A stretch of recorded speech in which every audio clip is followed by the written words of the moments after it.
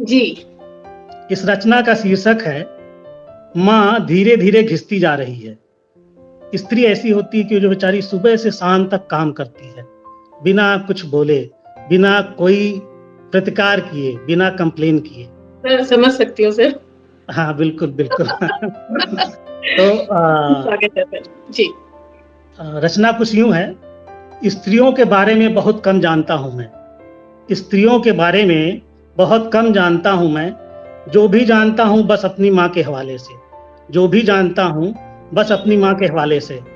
मैं देवी-देवताओं के बारे में भी नहीं जानता। मैं देवी-देवताओं के बारे में भी नहीं जानता, पर इतना मालूम है कि माँ किसी देवी से कम नहीं है, कि माँ किसी देवी से कम नहीं है, कम से कम मेरे लिए। चौका, बर्तन, झाड़ू, बुहार, रसोई घर में दिन भर खटती रहती है माँ। चौका, बर्तन, झाड़ू, बुहार, रसोई घर में दिन भर खटती रहती है माँ। माँ के लिए रसोई घर ही उसकी दुनिया है। माँ के लिए रसोई घर ही उसकी दुनिया है। भोर में प्रथम स्त्री है माँ, जो दाखिल होती है, और रात की अंतिम स्त्री है माँ, जो रसोई घर से बाहर निकलती है।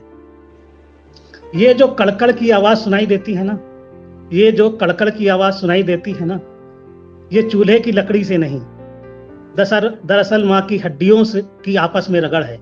ये दरअसल माँ की हड्डियों की आपस में रगड़ है। माँ रोज यज्ञ की वेदी पर स्वयं को आहूत करती है, ताकि घर खड़ा रहे। एक घर को बनाने में स्त्री का बहुत बड़ा योगदान है। बहुत बड़ा सर, बहुत बड़ा। माँ धीरे धीरे घिसती जा रही है और उसके शरीर की अस्थि मज्जा चुपचाप बगैर खबर किए दीवालों में समाती जा रही है।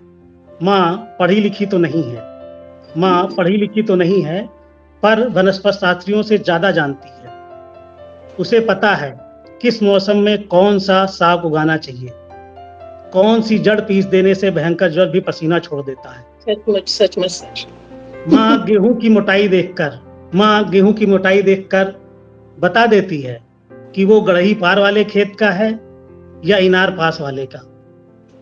माँ गंभीरता से कहती है, अगर घुइयां की पत्ती गला काटती है, माँ बहुत ही गंभीरता से कहती है कि अगर घुइयां की पत्ती गला काटती है, तो ये ब्रह्म बाबा को पूजा न चढ़ाने की वजह से है।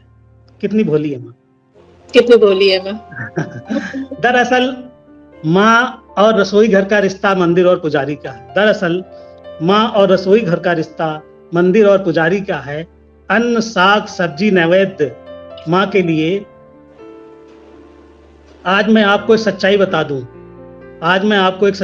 दूं, कढ़ाई में तरकारी नहीं, दरअसल माँ चुर रही होती है। अब शायद लोगों को पता ना हो कि तरकारी क्या होता है। तरकारी मतलब सब्जी। जी जी, हमें बहुत पता लोगों है। को पता नहीं होगा, आपको पता हाँ, होगा, कई लेकिन बार बहुत से यूपी लोग। और बिहार के भाषाएं ना बहुत हद तक मिले हुए हैं। आगे चलते हैं। और ये रसोई ही नहीं, पूरा घर ही टिका है माँ की हड्डियों पर। ये रसोई घर ही नहीं, पूरा घर ही टिका है माँ की हड्डियों पर। और माँ टिकी है उन देवताओं पर जिनकी फोटोओं से पूजा घर भरा पड़ा है। और माँ टिकी है उन देवताओं पर जिनकी फोटोओं से पूजा घर भरा पड़ा है। माँ अगर रसोई घर में नहीं है तो फिर पूजा घर में होगी। माँ अगर रसोई घर में नहीं है तो फिर पूजा घर में होगी, जहाँ पुरखों से बतियाती होगी या फिर इस जीवन के लिए ईश्वर को धन्यवाद दे रही होगी।